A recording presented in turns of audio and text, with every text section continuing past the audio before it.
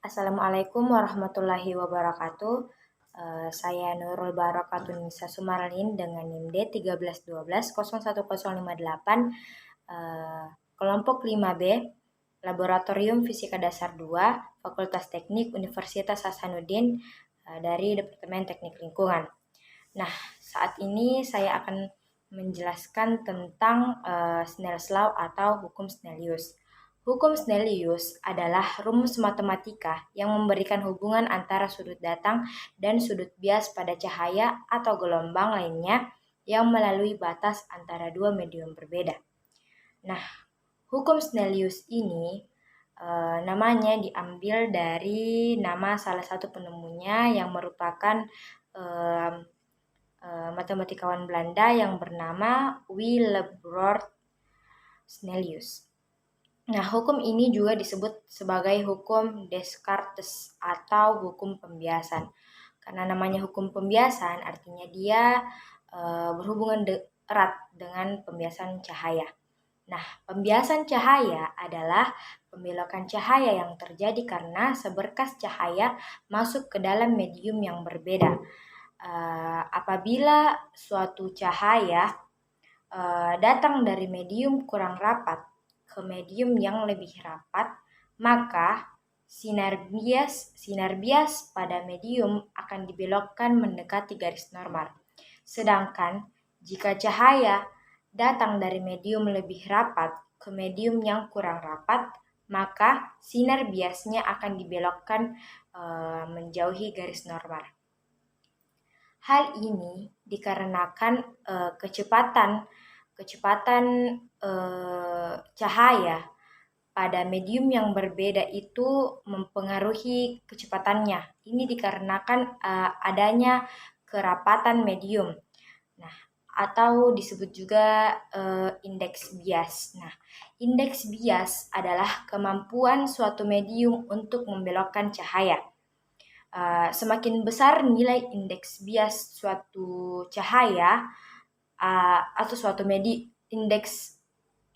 indeks cahaya suatu medium, maka kekuatan untuk membelokkan cahaya lebih besar, maka kecepatan pembelokannya menjadi semakin lambat.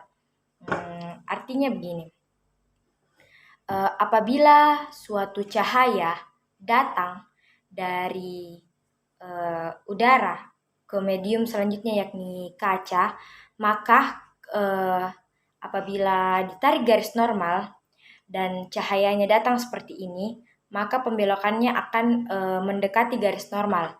Hal itu dikarenakan karena kecepatan cahaya pada udara itu lebih besar daripada pada kaca, sehingga cahaya pembiasannya pun mendekati garis normal. Berbeda dengan apabila cahaya datang dari pembiasan dari kaca menuju ke udara. Karena kerapatan pada kaca itu lebih besar daripada pada udara, mengakibatkan sudut biasnya menjauhi garis normal. Hal ini dikarenakan itu tadi, kecepatan yang berbeda antara kaca dan udara, di mana kecepatan rambat pada kaca itu, kecepatan rambat cahaya pada kaca itu lebih kecil daripada udara. Ini dikarenakan karena kerapatan pada kaca itu lebih besar daripada pada udara, sehingga kecepatan rambatnya pun lebih kecil daripada udara. Itulah menyebabkan kenapa pembiasan cahaya dari kaca ke udara itu menjauhi garis normal.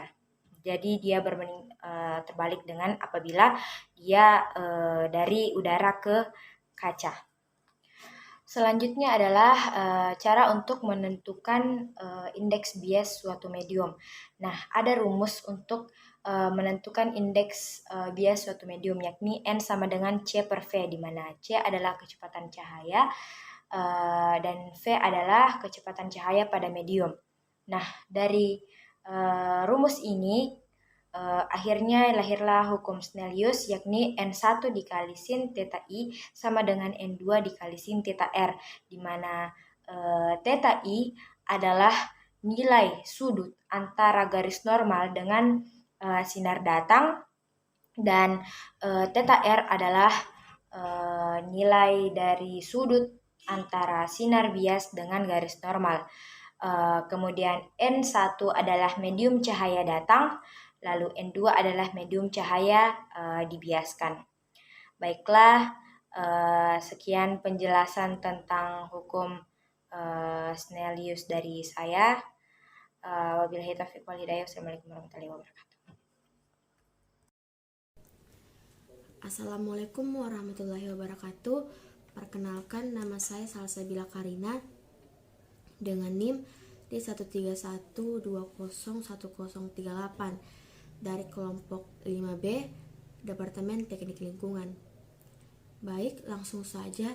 Di sini saya akan membawakan materi mengenai hukum Snellius. Pada sekitar tahun 1621, ilmuwan Belanda bernama Willebrord Snell melakukan eksperimen untuk mencari hubungan antara sudut datang dengan sudut bias.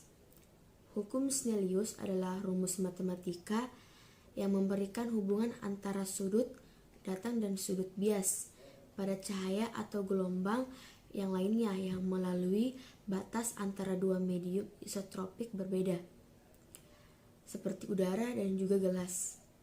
Namun hukum ini diambil dari matematikawan Belanda yang bernama Willebrord Snellius, yang dimana merupakan salah satu penemunya. Hukum ini dikenal juga sebagai hukum Descartes atau hukum pembiasan. Hukum Snellius atau Snell's Law adalah rumus matematika yang memberikan hubungan antara sudut datang dan sudut bias pada cahaya atau gelombang lainnya yang melalui batas antara dua medium isotropik berbeda seperti udara dan juga gelas. Willebrord Snellius adalah pencetus hukum ini sehingga dikenal sebagai hukum Snellius. Selain itu, hukum ini juga dikenal sebagai hukum Descartes atau hukum pembiasan. Hukum Snellius menyatakan bahwa jika cahaya datang dari medium yang kurang rapat menuju medium yang lebih rapat, dibiaskan mendekati garis normal atau udara ke air. Sebaliknya, jika cahaya datang dari medium yang lebih rapat menuju medium yang kurang rapat, dibiaskan menjauhi garis normal atau kaca ke air.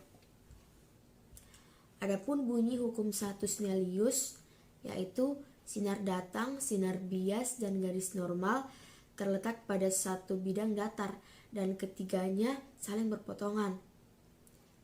Lalu bunyi hukum 2 Snellius yaitu sinar datang dari medium yang kurang rapat menuju medium yang lebih rapat dibiaskan mendekati garis normal.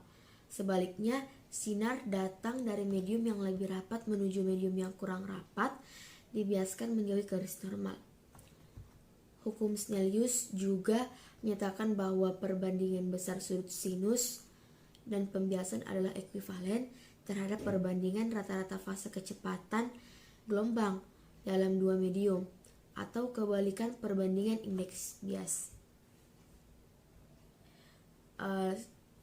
Dan adapun yang dimaksud dari indeks bias yaitu perbandingan antara kecepatan rambat cahaya dalam vakum atau medium luar dengan kecepatan cahaya pada medium kedua. Itulah tadi beberapa penjelasan mengenai hukum Snellius. Selanjutnya, hukum Snellius ini dapat kita temukan dalam kehidupan sehari-hari. Adapun contoh dari penerapan hukum Snellius ini dalam kehidupan sehari-hari yaitu contohnya terdapat pada peristiwa terjadinya pelangi. Ketika sinar matahari yang mengenai cermin siku-siku atau tepi prisma gelas ataupun permukaan buih sabun, kita melihat berbagai warna dalam cahaya. Apa yang terjadi ini merupakan cahaya putih yang dibiaskan menjadi berbagai panjang gelombang. gelombang cahaya yang terlihat oleh mata kita sebagai merah, jingga, kuning, hijau, biru, dan juga ungu. Saya rasa sekian dari saya. Terima kasih. Wassalamualaikum warahmatullahi wabarakatuh.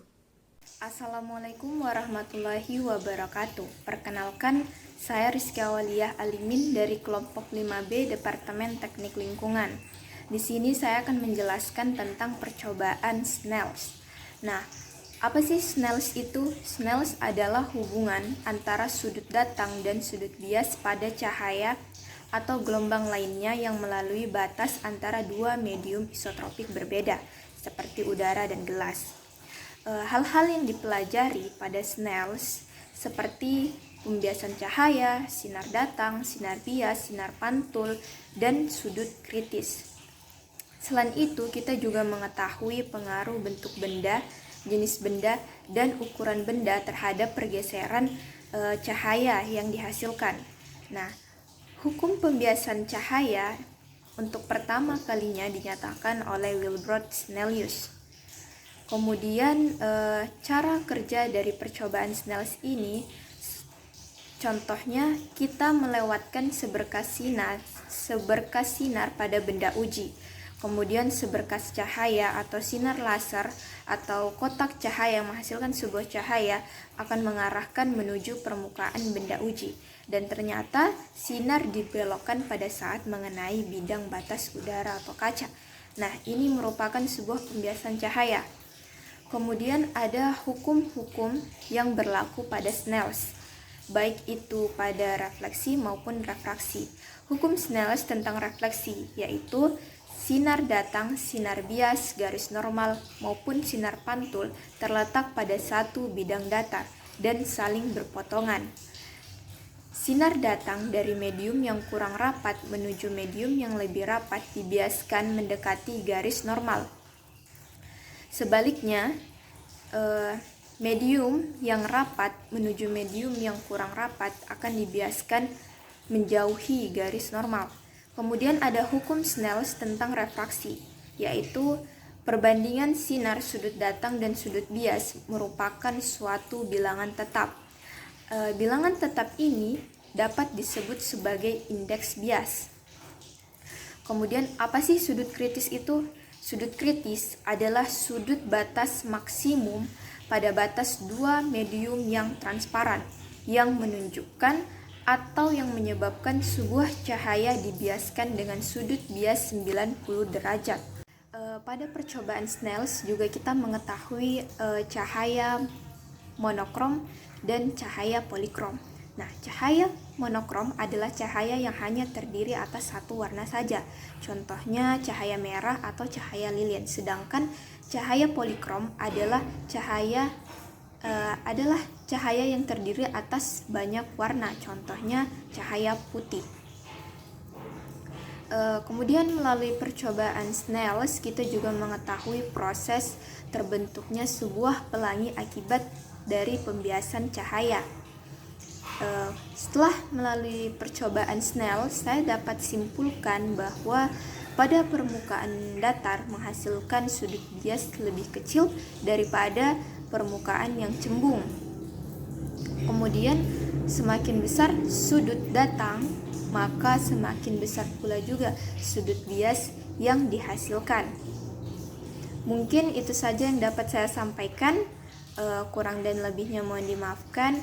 Wassalamualaikum warahmatullahi wabarakatuh.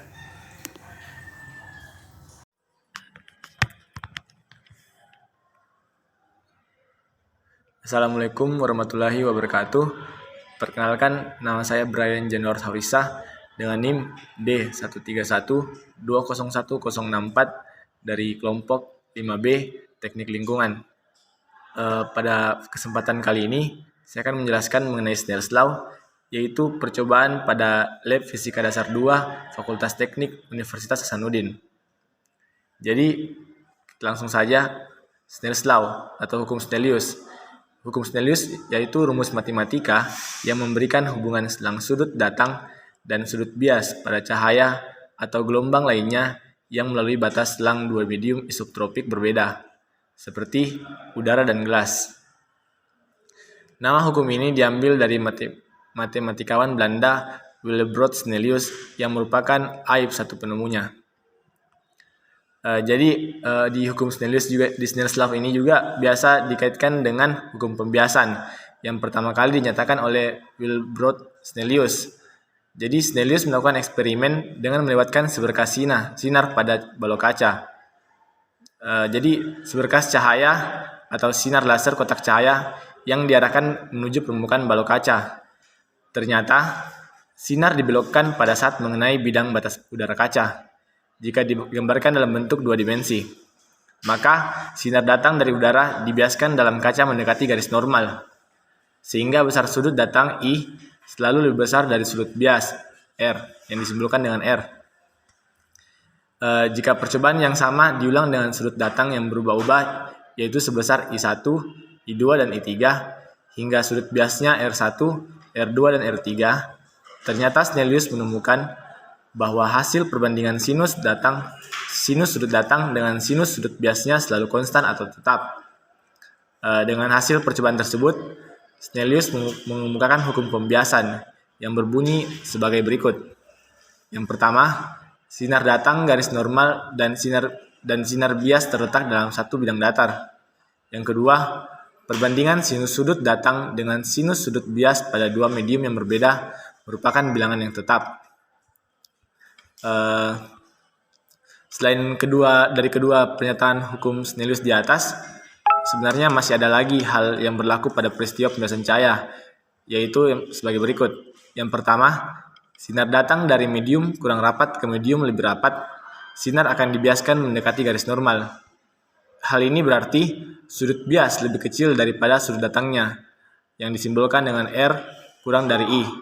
Yang kedua, jika sinar datang dari medium lebih rapat ke medium kurang rapat, cahaya akan dibiaskan menjauhi garis normal. Jadi, sudut datang lebih kecil dari sudut bias, yang disimbolkan dengan I kurang dari R. Dan yang ketiga, jika sinar datang tegak lurus batas dua medium, maka sinar tidak dibiaskan, melainkan diteruskan. Ketika cahaya dari sebuah medium merambat melewati medium lain yang berbeda kerapatan, cepat rambat cahaya akan berubah. Cepat rambat cahaya akan berkurang jika memasuki medium dengan kerapatan tinggi. Dan sebaliknya, cepat rambat cahaya akan bertambah jika memasuki medium dengan kerapatan rendah. Saya pikir itu saja pemaparan materi dari saya. Lebih dan kurangnya mohon dimaafkan.